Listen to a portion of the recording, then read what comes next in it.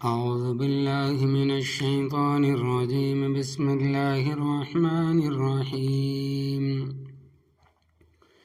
لا جناح عليكم إن طلقتم النساء ما لم تمسوهن أو تفرضوا لهن فريضة ومتعوهن على الموسع قدره وعلى المقتر قدره متاعا بالمعروف حقا على المحسنين وإن طلقتموهن من قبل أن تمسوهن وقد فرضتم لهن فريضة فنصف ما فرضتم إلا أن يعفون أو يعفو الذي بيده عقدة النكاح وأن تعفوا أقرب للتقوى ولا تنسوا الفضل بينكم إن الله بما تعملون بصير حافظوا على الصلوات والصلاة الوسطى وقوموا لله قانتين فإن خفتم فرجالا أو ركبانا فإذا أمنتم فاذكروا الله كما علمكم ما لم تكونوا تعلمون۔ ترجمہ: لا جناح علیکم، نہیں ہے کوئی گناہ تم پر، ان طلقتم النساء، اگر طلاق دو تم عورتوں کو، ما لم تمسوہن، اس زمانے میں جس میں تم نے ان کو ہاتھ بھی نہیں لگایا ہو، او تفریضوا لہن، یا تم نے مقرر نہیں کیا ان کے لیے فریضہ مہر، ومتعوہن، اور ان کو تم جوڑا دو، علی الموسع، قدرت والے پر، قدرہ، اس کے اندازے کا جوڑا ہے، وعلی المقتر، اور تنگ دست پر، قدرہ، اس کے اندازے کا جوڑا ہے، متاعا بالمعروف، یہ جوڑا اچھائی کے ساتھ، عمدگی کے ساتھ، حقا علی المحسنین، یہ حق ہے نیکوکاروں پر، وَإِن طَلَّقْتُمُوهُنَّ، اور اگر تم نے طلاق دی ان عورتوں کو، من قبل ان تمسوهن، پہلے اس سے کہ تم ان کو ہاتھ لگاؤ، وقد فرضتم لہن، اور تحقیق تم مقرر کر چکے ہو ان کے لیے، فریضہ مہر، فنصف ما فرضتم، پس آدھا ہے وہ جو تم مقرر کر چکے ہو، الا ان یعفون، مگر یہ کہ وہ عورتیں معاف کر دے، او یا فوا، وہ معاف کر دے، الذی بیدہ، جس کے ہاتھ میں ہے، عقدۃ النکاح، نکاح کی گرو، وَأَن تَعْفُوَ، اور یہ کہ اے مردو تم معاف کرو، اقرب للتقوی، یہ تقوی کے زیادہ قریب ہے، وَلَا تَنْسَوْا الْفَضْلَ بَيْنَكُمْ، اور نہ بھولو تم فضل کو آپس میں، ان اللہ، بے شک اللہ تبارک و تعالی، بما تعملون، جو کچھ تم کرتے ہو، بصیر، دیکھتا ہے، حافظوا، حفاظت کرو، علی الصلوات، نمازوں کی، والصلاۃ الوسطی، خاص کر درمیانی نماز کی، وقوموا، اور کھڑے ہو جاؤ، للہ، اللہ تبارک و تعالیٰ کے سامنے، قانتین، عاجزی کرتے ہوئے، فإن خفتم، پس اگر تم کو خوف ہو، فرجالا، تم کھڑے کھڑے تم پڑھ لو، اور رکبانا، یا سواری پر، فإذا امنتم، پس جب تم امن میں آ جاؤ، فاذکروا اللہ، پس تم یاد کرو اللہ تبارک و تعالیٰ کو، کما علمکم، جیسے تمہیں رب نے تعلیم دی، ما، ان چیزوں کی، لم تکونوا تعلمون، جس کو تم پہلے نہیں جانتے تھے۔ نکاح، طلاق، عدت اور مہر کے مسائل کا بیان چلا آ رہا ہے، اب اس عورت کا ذکر ہے جس کے ساتھ نکاح اور رخصتی سے پہلے طلاق ہو گئی، نکاح کے وقت مہر بھی مقرر نہیں کیا گیا، تو اس کے متعلق اللہ تبارک و تعالیٰ نے بیان فرمایا ہے کہ لا جناح علیکم، نہیں ہے تم پر کوئی گناہ، ان طلقتم النساء، اگر تم طلاق دے دو عورتوں کو، ما لم تمسوهن، اس زمانے میں جب کہ تم نے ان کو ہاتھ بھی نہیں لگایا، او تفرضوا لهن فریضۃ، یا تم نے ان کے لیے مہر مقرر نہیں کیا، یعنی ایسی عورت کے کہ تم نے اس کے ساتھ نکاح کیا اور رخصتی سے پہلے تم نے طلاق دے دی، اور جب نکاح ہوا تھا اس وقت مہر بھی مقرر نہیں کیا تھا، کیونکہ نکاح کے وقت اگر مہر کا ذکر نہ بھی کیا جائے تو نکاح منعقد ہو جائے گا اور مہر بعد میں طے کر لیا جاتا ہے، میاں بیوی خود طے کر لے، اگر طے میں جھگڑا ہو جائے تو مہر مثلی ہوگا، کیونکہ نکاح کے لیے مہر ضروری ہے، مگر ایسی عورت جس کے نکاح کے وقت مہر کا ذکر نہیں ہوا اور رخصتی سے پہلے طلاق ہو گئی تو اس کے بارے میں اللہ تبارک و تعالیٰ فرماتے ہیں کہ اس کا حکم یہ ہے کہ ومتعوہن، اور فائدہ پہنچاؤ تم ان کو، اور وہ فائدہ پہنچانا یہ ہے کہ تم ان کو ایک جوڑا کپڑوں کا دے دو، اس کو متعۃ النکاح کہتے ہیں، متع حرام ہے، اور ایک متع ہے رافضیوں کا، شیعوں کا، کوئی مرد ایسی عورت سے مقرر وقت کے لیے مثلا گھنٹے 2 گھنٹے، 1 دن، 1 سال بغیر گواہوں کے معین رقم پر جو دونوں میں طے ہو جائے نکاح کر لے، اس کو متع کہتے ہیں۔ اصل بات یہ ہے کہ زمانہ جاہلیت میں نکاح کی ایک صورت یہ بھی رائج تھی کہ وقت مقررہ کے لیے نکاح ہوتا تھا، اور وہ وقت 1 گھنٹہ بھی ہو سکتا تھا اور 1 سال کے لیے بھی، لیکن اسلام نے اسے ختم کر دیا، اور رافضیوں کے یہاں اب بھی تک جاری ہے، اور اس بڑے فضائل بیان کرتے ہیں۔ منہاج الصادقین میں ہے کہ جو آدمی 1 مرتبہ متع کرے اس کو حضرت امام حسین رضی اللہ تعالیٰ عنہ کا درجہ، اور جو مرتبہ متع کرے اس کو حضرت حسن رضی اللہ تعالیٰ عنہ کا درجہ، حضرت امام حسین رضی اللہ تعالیٰ عنہ کا درجہ، اور جو مرتبہ متع کرے اس کو حضرت حسن رضی اللہ تعالیٰ عنہ کا درجہ، اور جو 3 مرتبہ کرے اس کو حضرت علی رضی اللہ تعالیٰ عنہ کا درجہ، اور جو 4 مرتبہ متع کرے اسے نبی کریم صلی اللہ علیہ وسلم کا درجہ ملے گا۔ العیاذ باللہ ثم العیاذ باللہ ثم العیاذ باللہ۔ اگر زنا سے یہ درجے ملتے ہیں تو پھر کنجر تو سب سے بڑے نیک ہوں گے، کنجر یعنی کہ رنڈی۔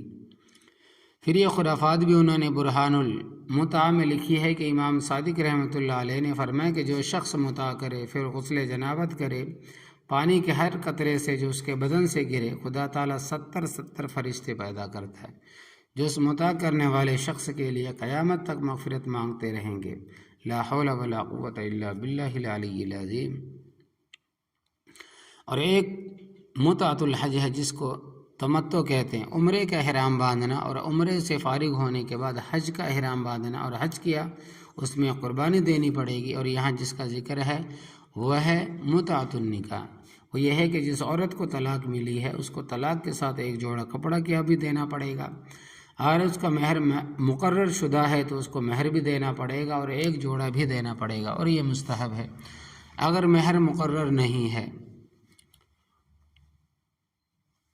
تو پھر جوڑا دینا واجب ہے، اور اس مقام پر متعوہن میں اسی کا ذکر ہے کہ تم طلاق کے بعد عورت کو 1 جوڑا دو، وہ جوڑا کیسا ہو؟ علی الموسی قدر ہو، وسعت والے پر اس کی حیثیت کے مطابق،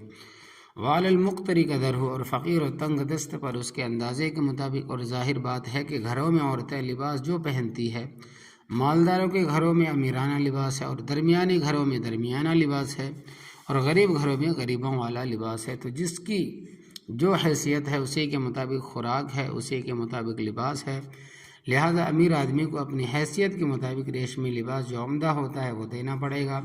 اور غریب آدمی کو اپنی حیثیت کے مطابق یہ جوڑا دینا پڑے گا۔ متاع بالمعروف، یہ جوڑا خندہ پیشانی کے ساتھ دینا ہے، عمدگی کے ساتھ دینا ہے، ماتھے پر بل نہ پڑے، شکن نہ پڑے۔ حقاً علی المحسنین، لازم ہے کہ نیکوکاروں پر، یعنی رب تعالیٰ نے یہ نیکوکاروں پر لازم کیا ہوا ہے مہر کے بعض احکام۔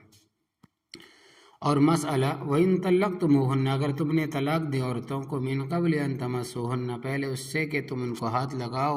وقد فرضتم لهن فریضۃ، اور تحقیق تم مقرر کر چکے ہو ان کے لیے مہر، فنصف ما فرضتم، پس آدھا ہے مہر جو تم نے مقرر کیا ہے۔ مثال کے طور پر نکاح ہو چکا ہے اور نکاح کے موقع پر 1000 مہر مقرر ہوا، اور طریقہ یہی رائج ہے اب بھی، اور پہلے بھی اسی طرح کرتے تھے کہ مہر اسی وقت دیتے تھے، اور وہ عورت کے وارثوں اور متولیوں کو دے دیا، انہوں نے منکوحہ کو دے دیا، ابھی رخصتی نہیں ہوئی، مگر ایسی صورت میں پیش آ گئی کہ طلاق کی نوبت آ گئی، تو اس نفس سے نکاح کے ساتھ آدھا مہر تو عورت کا اور آدھا اس کو واپس کرنا پڑے گا، الا یعفون، مگر وہ عورتیں آدھا بھی معاف کر دے کیونکہ یہ ان کا حق ہے، او یعفو الذی بیدہ عقدۃ النکاح، یہ معاف کر دے وہ شخص کے اس کے ہاتھ میں ہے نکاح کی گرہ، یعنی 1000 مہر دیا تھا لیکن رخصتی سے پہلے طلاق ہو گئی، اب 500 اس نے لینا ہے کیونکہ وہ اس کا حق ہے، مگر یہ کہتا ہے کہ معاف کرتا ہوں میں نہیں لیتا، تو یہ بھی جائز ہے۔ آگے اللہ تبارک و تعالی مردوں کو یہ خطاب کرتے ہوئے فرماتے ہیں کہ وَأَن تَعْفُوا، اور یہ کہ تم معاف کر دو، اقرب للتقوی، یہ تقوی کے زیادہ قریب ہے، ولا تنسوا الفضل بینکم، اور نہ بھولو تم فضل کو آپس میں، یعنی اس طلاق کی وجہ سے کہ آپس میں مہربانی کو نہ بھولو۔ مطلب یہ ہے کہ طلاق عموماً جھگڑے کے بعد ہوتی ہے، خوشی کے ساتھ کوئی طلاق نہیں دیتا، اور جب جھگڑا ہوتا ہے تو دلوں میں کینہ، بغض، حسد اور بڑا طیش آ جاتا ہے۔ تو رب تعالیٰ فرماتے ہیں کہ تم اس طیش کے وقت بھی رب کے حکم کو نہ بھولو۔ مغلیہ خاندان کا آخری بادشاہ بہادر شاہ ظفر شاعری بھی تھا، بہادر شاہ ظفر شاعری بھی تھا۔ اس کا شعر ہے کہ ظفر آدمی کو اس کو نہ جانیے گا، ہو وہ کتنا ہی صاحب فہم و ذکا۔ ظفر آدمی اس کو نہ جانیے گا، ہو وہ کتنا ہی صاحب فہم و ذکا، جسے عیش میں یاد خدا نہ رہے، جسے عیش میں یاد خدا نہ رہی، جسے طیش میں خوف خدا نہ رہا۔ یعنی کہ اس آدمی کو آدمی ہی نہ جانو، چاہے وہ کتنا ہی عقل مند ہو، جو عیش میں خدا کو بھول جائے اور طیش میں بھی خدا یاد نہ آئے، غصے میں بھی خدا یاد نہ آئے، اس آدمی کو تو سمجھو کہ جسے عیش میں خدا کی یاد بھول گئی اور طیش میں رب کے خوف سے بے نیاز ہو گیا۔ بہرحال ہر حال میں رب سے ڈرو۔ ان اللہ، بے شک اللہ تبارک و تعالی، بما تعملون بصیر، جو عمل کرتے ہو دیکھتا ہے۔ نماز عصر کی خصوصی اہمیت۔ اس سے قبل نکاح، طلاق اور عدت کے مسائل تھے۔ اللہ تبارک و تعالی فرماتے ہیں کہ انہی چیزوں میں نہ الجھ جانا بلکہ نمازوں کا بھی خیال رکھنا۔ حافظوا علی الصلوات، حفاظت کرو نمازوں کی۔ عموماً لوگ نکاح کے موقع پر نماز کی پرواہ نہیں کرتے، اسی طرح طلاق کے مسئلے پر اکٹھے ہوں تو نماز نہیں پڑھتے، اور کئی مقامات میں نمازوں کی پرواہ نہیں کرتے۔ تو اللہ تبارک و تعالی فرماتے ہیں کہ اپنے مسائل ہی میں نہ الجھے رہو، میرے حقوق کا بھی خیال کرو۔ والصلاۃ الوسطیٰ، خاص طور پر درمیانی وسطی کی نماز، اور نماز وسطیٰ عصر کی نماز ہے۔ غزوہ خندق کے موقع پر اتنی زور کی لڑائی تھی کہ مصروفیت تھی کہ حضرت صلی اللہ علیہ وسلم ظہر کی نماز نہ پڑھ سکے، نہ عصر کی اور نہ شام کی۔ اس موقع پر حضرت صلی اللہ علیہ وسلم نے فرمایا، ملأ اللہ بیوتہم وقبورہم نارا شغلونا عن الصلاۃ الوسطیٰ۔ اللہ تبارک و تعالیٰ ان کافروں کی قبروں کو، ان کے گھروں کو آگ کے شعلوں سے بھر دے، انہوں نے ہماری نمازیں قضا کرا دی ہے۔ خاص طور پر صلاۃ الوسطیٰ، عصر کی نماز، تمام نمازوں کا بڑا درجہ، لیکن عصر کی نماز کے بارے میں آتا ہے کہ من فاتتہ صلاۃ العصر فکأنما وطر اہلہ ومالہ، او کما قال علیہ الصلاۃ والسلام، کہ جس سے عصر کی نماز رہ گئی، پس اس طرح سمجھو کہ اس کے گھر کے سارے افراد بھی مر گئے، گھر کا مال بھی لوٹ لیا گیا ہو۔ تو اس سے اندازہ لگاؤ کہ گھر کے افراد میں سے کوئی بھی زندہ نہ رہے تو کتنا صدمہ ہوتا ہے۔ جبکہ حال یہ ہے کہ اگر ایک مرد مر جائے تو لوگ صدمے کی وجہ سے بے ہوش ہو جاتے، اور سارا گھر لوٹ لیا جائے تو اس کا کتنا صدمہ ہوتا ہے۔ تو عصر کی نماز فوت ہو جانے کا اتنا نقصان ہوتا ہے۔ وقوموا للہ قانتین، اور کھڑے ہو جاؤ اللہ تبارک و تعالیٰ کے سامنے عاجزی کرتے ہوئے، اور ظاہری عاجزی بھی ہونی چاہیے، باطنی عاجزی بھی۔ ظاہری عاجزی یہ ہے کہ آدمی جب نماز میں کھڑا ہو تو نگاہ سجدے کے مقام پر رکھے، ادھر ادھر نہ دیکھے، اور ہاتھ سنت کے مطابق ناف کے نیچے باندھ کر کھڑا ہو۔ ایسا نہ کرے کبھی تو داڑھی سے کھیلے، کبھی کانوں میں انگلیاں ڈالے، بلا ضرورت کبھی کسی اور جگہ پر خارش کرتا رہے۔ ہاں اگر مجبور ہے تو مجبوری کا حکم الگ ہے۔ اور باطنی عاجزی یہ ہے کہ نماز میں پوری توجہ اللہ تبارک و تعالیٰ کی طرف ہو، گویا کہ رب تعالیٰ کو آنکھوں سے دیکھ رہا ہے، اور اگر یہ درجہ حاصل نہیں ہے تو پھر یہ سمجھے کہ مجھے رب تعالیٰ دیکھ رہا ہے۔ فإن خفتم، پس اگر تم میں خوف ہے، فرجالاً، تو کھڑے کھڑے پڑھ لو۔ امام بخاری رحمۃ اللہ علیہ فرجالاً کا ترجمہ کر دے کہ پاؤں پر کھڑے کھڑے، اور یہی معنی امام اعظم ابو حنیفہ رحمۃ اللہ نے کیا ہے۔ یعنی اگر خطرہ ہے اور تم رکوع سجود نہیں کر سکتے تو تم کھڑے کھڑے نماز پڑھ لو۔ اور امام شافعی رحمۃ اللہ علیہ معنی کرتے ہیں کہ دوڑتے ہوئے نماز پڑھ لو، اور رکباناً، یہ سواری پر۔ مثال کے طور پر دشمن پچھلی طرف سے دوڑتا ہوا آ رہا ہے، تم آگے جنگی حکمت عملی کی وجہ سے دوڑے جا رہے ہو تو اشارے کے ساتھ نماز پڑھ لو، یہ شیر تمہارے پیچھے لگا ہوا ہے اور نماز کا وقت ہے، کیونکہ نماز کسی بھی حالت میں معافی نہیں ہے۔ تو تم دوڑتے ہوئے اشارے کے ساتھ نماز پڑھو۔ اسی طرح سمجھو کہ پانی کا سیلاب پیچھے آ رہا ہے، تم بھاگے جا رہے ہو، نماز کی معافی نہیں، اشاروں کے ساتھ پڑھ لو۔ یا تم اپنی سواری پر ہو تو سواری ہی پر پڑھ لو۔ اور یاد رکھنا، اگر آدمی سولی پر لٹکا رہا ہو اور ہاتھوں میں میخیں ٹھوکی ہوئی ہو اور خون کے فوارے نکل رہے ہوں، نماز اس وقت بھی معاف نہیں ہے۔ اگرچہ وضو بھی نہ ہو، تیمم بھی نہ ہو، پھر بھی پڑھنی ہے، اس نیت کے ساتھ کہ اگر بچ گیا تو دوبارہ پڑھ لوں گا۔ ہر حال میں نماز معاف نہیں ہے۔ اور یہ مسئلہ تم کئی دفعہ سن چکے ہو۔ اگر کسی عورت کے ہاں بچہ پیدا ہو رہا ہو اور ابھی سر باہر آیا ہو، باقی جسم بچے کا اندر ہی ہو، اس وقت بھی نماز عورت کو معاف نہیں ہے۔ فقہائے کرام رحمۃ اللہ علیہ فرماتے ہیں کہ آگے گڑھا کھودے اور بچے کا سر گڑھے میں کر کے نماز پڑھے۔ فرماتے ہیں کہ آگے گڑھا کھودے اور بچے کا سر گڑھے میں کر کے نماز پڑھے، یا ہانڈی میں اس کا سر ڈالے اور نماز پڑھے۔ وضو کر سکتی ہے تو فبیہا، ورنہ تیمم کر لے۔ اس وقت عورت کو جو خون آتا ہے اس کو دم استحاضہ کہتے ہیں۔ اس وقت جو عورت کو خون آتا ہے اس کو دم استحاضہ کہتے ہیں، اس میں نماز معاف نہیں۔ اور نفاس کا خون اس وقت شروع ہوگا جب بچہ پیدا ہو جائے گا۔ عورت کی نماز،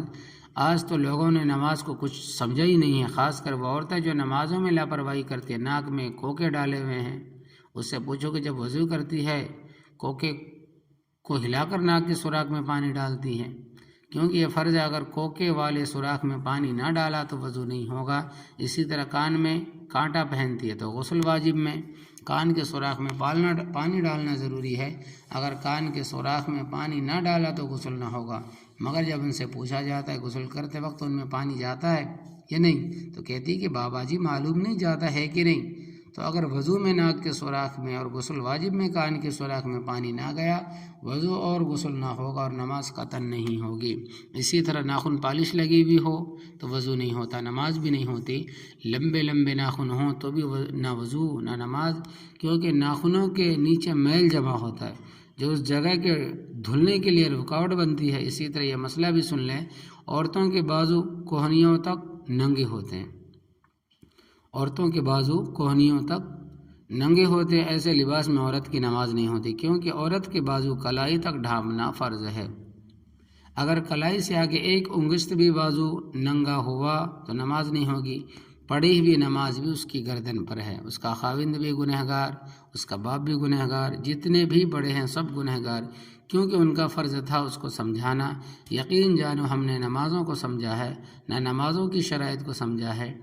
گھروں کی دیکھ بھال کرو، بیشتی زیور جیسے کتاب کو گھر میں رکھو اور نماز کے بعد ان کو پڑھاؤ اور سمجھاؤ، ورنہ گرفت ہوگی۔ فَإِذَا أَمِنْتُمْ، پس جب تم امن میں آ جاؤ، فَاذْكُرُوا اللَّهَ، پس تم اللہ تبارک و تعالیٰ کا ذکر کرو، كَمَا عَلَّمَكُمْ، جیسے تمہیں رب نے تعلیم دی، اطمینان کے ساتھ رکوع و سجود کرو۔ تعلیم تمہیں ما ان چیزوں کی لم تکونوا تعلمون، جن کو تم پہلے نہیں جانتے تھے۔ دعا ہے کہ رب تعالیٰ ہماری نمازوں کو صحیح معنوں میں نمازی بنا دے اور ہمارے گھر کی نگرانی کی توفیق عطا فرما دے، آمین یا رب العالمین۔